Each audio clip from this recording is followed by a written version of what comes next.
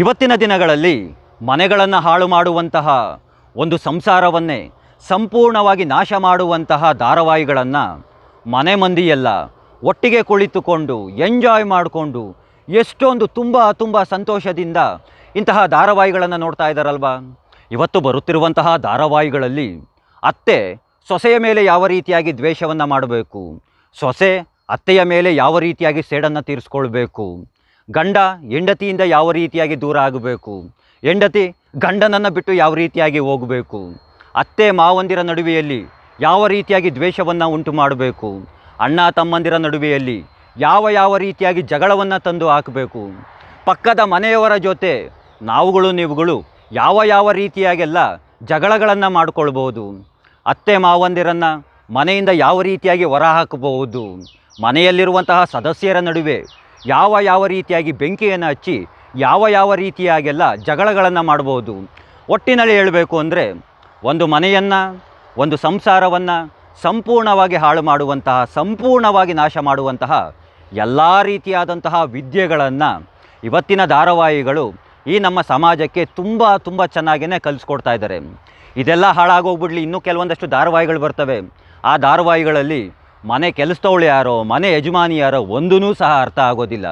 ಮನೆ ಕೆಲಸದವಳು ಮೈ ಮೇಲೂ ಸಹ ಕೆ ಜಿ ಗಟ್ಟಲೆ ಬಂಗಾರ ಇರುತ್ತೆ, ಮನೆ ಯಜಮಾನಿ ಮೈ ಮೇಲೂ ಸಹ ಕೆ ಜಿ ಗಟ್ಟಲೆ ಬಂಗಾರ ಇರುತ್ತೆ.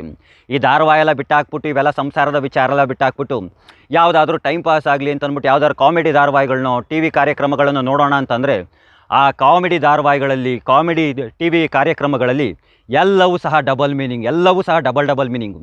ಇಂತಹ ಕಾರ್ಯಕ್ರಮಗಳನ್ನು, ಇಂತಹ ಧಾರಾವಾಹಿಗಳನ್ನು ಮನೆ ಮಂದಿಯ ಜೊತೆ ಅಂತೂ ಕುಳಿತುಕೊಂಡು ನೋಡೋದಕ್ಕಾಗೋದಿಲ್ಲ. ಮನೆ ಮಂದಿಯ ಜೊತೆ ಕುಳಿತುಕೊಂಡು ಇಂತಹ ಧಾರಾವಾಹಿಗಳನ್ನು, ಕಾರ್ಯಕ್ರಮಗಳನ್ನು ನೋಡೋದಕ್ಕೆ ನಮಗೆ ಒಂದು ರೀತಿಯಾದಂತಹ ಮುಜುಗರ ಅನ್ನೋದಾಗ್ತಾ ಇರುತ್ತೆ.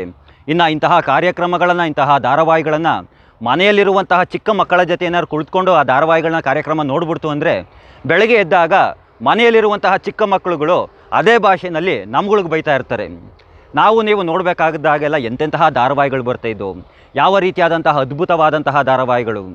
ಆ ಮಂಥನ ಬರ್ತಾಯಿತ್ತು, ಮಾಯಾಮೃಗ, ಮುಕ್ತ, ಅದೇ ರೀತಿಯಾಗಿ ನಾವು ಕಾಮಿಡಿಯಾಗಿ ಏನಾದ್ರು ನೋಡಬೇಕು, ತಮಾಷೆಗಾಗಿ ನೋಡಬೇಕು ಅಂದರೆ ದಂಡಪಿಂಡಗಳು, ಪಾಪ ಪಾಂಡು ಅಂತ ಧಾರಾವಾಹಿ ಬರ್ತಾಯಿತ್ತು, ಅನಾವರಣ, ಭೂತದ ಗುಡ್ಡ, ಅದೇ ರೀತಿಯಾಗಿ ಗರ್ವ, ಇನ್ನು ತುಂಬ ಧಾರಾವಾಹಿಗಳು, ಎಂತಹ ಅದ್ಭುತವಾದಂತಹ ಧಾರಾವಾಹಿಗಳು. ಆ ಧಾರಾವಾಹಿಗಳು ಸಮಾಜಕ್ಕೆ ಒಂದು ಮೆಸೇಜನ್ನು ಕೊಡ್ತಾ ಇದ್ದವು. ಯಾವುದು ಮನೆ ಹಾಳು ಮಾಡುವಂತಹದ್ದು, ಒಂದು ಸಂಸಾರವನ್ನು ಹಾಳು ಮಾಡುವಂತಹ ಮೆಸೇಜ್ಗಳನ್ನು ನೀಡ್ತಾ ಇರಲಿಲ್ಲ. ತುಂಬ ಅದ್ಭುತವಾದಂತಹ ಮೆಸೇಜ್ಗಳನ್ನು ಕೊಡ್ತಾ ಇದ್ದಂತಹ ಧಾರಾವಾಹಿಗಳು ಇವತ್ತು ಬರ್ತಾ ಇದ್ದಾವೆ. ಧಾರಾವಾಹಿಗಳು ಅವು ನೋಡೋದಕ್ಕೆ ಅಸಹ್ಯ ಅನಿಸುತ್ತೆ. ಎಲ್ಲ ಒಂದು ಕಡೆ ನಾವುಗಳು ನೀವುಗಳು ಸಹ ಯೋಚನೆಯನ್ನು ಮಾಡಬೇಕಾಗುತ್ತೆ. ಪ್ರತಿಯೊಂದು ಕಾರ್ಯಕ್ರಮಗಳು ಹಾಗೆ ಪ್ರತಿಯೊಂದು ಧಾರಾವಾಹಿಗಳನ್ನು ಸಹ ಎಲ್ಲವೂ ಸಹ ಮಾಡುವಂತಹದ್ದು ಹಣಕ್ಕಾಗೇನೆ. ಈ ನಮ್ಮ ಜನ ನೋಡುವಂತಹದ್ದು ಇಂತಹದ್ದನ್ನೇ, ಅವರು ಹಾಗಾಗಿನೇ ಧಾರಾವಾಹಿಗಳನ್ನು ನೀಡ್ತಿರುವುದು ಅಂತಹದ್ದನ್ನೇ. ಒಟ್ಟಿನಲ್ಲಿ ನಮ್ಮ ಜನ ಯಾವ ರೀತಿಯಾಗಿ ಧಾರಾವಾಹಿಗಳನ್ನು ಇಷ್ಟಪಡ್ತಾ ಇದ್ದಾರೋ ಅಂತಹ ಧಾರಾವಾಹಿಗಳನ್ನೇ ಪ್ರೊಡ್ಯೂಸರ್ಗಳು ಪ್ರೊಡ್ಯೂಸ್ ಮಾಡ್ತಾ ಇದ್ದಾರೆ, ಡೈರೆಕ್ಟರ್ಗಳು ಅದನ್ನೇ ಡೈರೆಕ್ಟ್ ಮಾಡ್ತಾ ಇದ್ದಾರೆ. ಡೈರೆಕ್ಟರ್ ಏನು ಹೊಸದಾಗಿನ ಸ್ಟೋರಿಗಳೇನು ಬರ್ಕೊಳ್ಳೋದಕ್ಕೆ ಹೋಗೋದಿಲ್ಲ, ಅಥವಾ ಬೇರೆಯವ್ರ ಕಡೆಯಿಂದ ಸ್ಟೋರಿ ಏನು ಪರ್ಚೇಸ್ ಮಾಡೋದಕ್ಕೆ ಹೋಗೋದಿಲ್ಲ. ಅಕ್ಕಪಕ್ಕದ ಮನೆಯದು ಸ್ಟೋರಿ ತೊಗೊಂಡು ನಿಮ್ಗಳಿಗೆ ತೋರಿಸ್ತು ಅಂತಂದರೆ ನೀವು ಅಂತಹ ಧಾರಾವಾಹಿಗಳನ್ನೇ ಬಾಯಿ ಬಿಟ್ಕೊಂಡು ಪ್ರತಿದಿನ ಚಾಚು ತಪ್ಪದಲ್ಲೇ ನೋಡ್ತಾ ಇದ್ದೀರಾ. ಏನಪ್ಪ ಶೆಟ್ಟಿ ಇವತ್ತು ಧಾರಾವಾಹಿ ವಿಚಾರವಾಗಿ ಮಾತನಾಡ್ತಿದ್ದಾನೆ ಅಂತ ತಿಳ್ಕೊಂಡ್ರ. ನೆನ್ನೆ ಹೀಗೆ ಕ್ರಿಕೆಟ್ ಆಡಬೇಕಾದ್ರೆ ನನ್ನ ಸ್ನೇಹಿತ ಒಬ್ಬ ಕಿರಣ್ ಅಂತ ಅಂದ್ಬಿಟ್ಟು ಸಂಜೆ 6 ಗಂಟೆಗೆ ಮನೆಗೆ ಓಡೋಗ್ಬಿಟ್ಟ. ನಮ್ಮ ಹುಡುಗರೆಲ್ಲ ಇದ್ದವ್ರು ಏನೋ ಇವನು ಹೆಣ್ಮಗಿನ ಥರ ಇಷ್ಟೊತ್ತಿಗೆ ಸಂಜೆ 6 ಗಂಟೆಗೆ ಮನೆಗೆ ಓಡೋಗ್ಬಿಟ್ಟ ಅಂತ ಕೇಳಿದಾಗ ನಮ್ಮ ಜೊತೆಯಲ್ಲಿದ್ದಂಥ ಇನ್ನೊಂದಿಬ್ಬರು 3 ಜನ ಹೇಳಿದ್ರು, ಅವನಿಗೆ ಧಾರಾವಾಹಿ ನೋಡುವಂತಹ ಹುಚ್ಚು, ಸಂಜೆ ಆಯ್ತನಿಗೆ ಧಾರಾವಾಹಿ ನೋಡೋಕೆ ಹೋಗ್ಬಿಡ್ತಾನೆ ಅಂತ ಹೇಳಿದ್ರು. ಆವಾಗ ಅರ್ಥ ಆಯಿತು, ಕೇವಲ ಹೆಣ್ಮಕ್ಳು ಮನೆಯಲ್ಲಿರುವಂಥ ಹೆಂಗಸರು ಮಾತ್ರ ಧಾರಾವಾಹಿಗಳನ್ನು ನೋಡ್ತಾ ಇಲ್ಲ, ಈ ನಮ್ಮ ಗಂಡು ಮಕ್ಕಳು ಸಹ ಈ ಧಾರಾವಾಹಿ ನೋಡೋದಕ್ಕೆ ಯಾವ ರೀತಿಯಾಗಿ ಹುಚ್ಚಿಡಿಸ್ಕೊಂಡಿದ್ದಾರೆ ಅಂತ ಆವಾಗ ನನಗೆ ಅರ್ಥ ಆಯಿತು.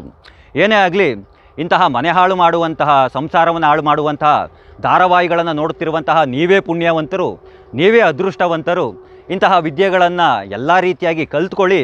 ಮನೆ ಹಾಳು ಮಾಡುವಂತಹ ವಿದ್ಯೆಗಳನ್ನು ತುಂಬ ಚೆನ್ನಾಗಿ ಕಲ್ತ್ಕೊಂಡು ಧಾರಾವಾಹಿಲಿ ತೋರಿಸಿರೋ ರೀತಿಯಾಗಿಯೇ ಮನೆಗಳಲ್ಲಿ ನಿಮ್ಮ ಸಂಸಾರಗಳನ್ನು, ನಿಮ್ಮ ಮನೆಗಳನ್ನು ನೀವೇ ಹಾಳು ಮಾಡ್ಕೊಳ್ಳಿ ಅಂತ ಹೇಳ್ತಾ, ಎಲ್ಲರಿಗೂ ಒಳ್ಳೆಯದಾಗಲಿ ಅಂತ ಎಲ್ಲಿಂದ ಹೇಳೋಣ.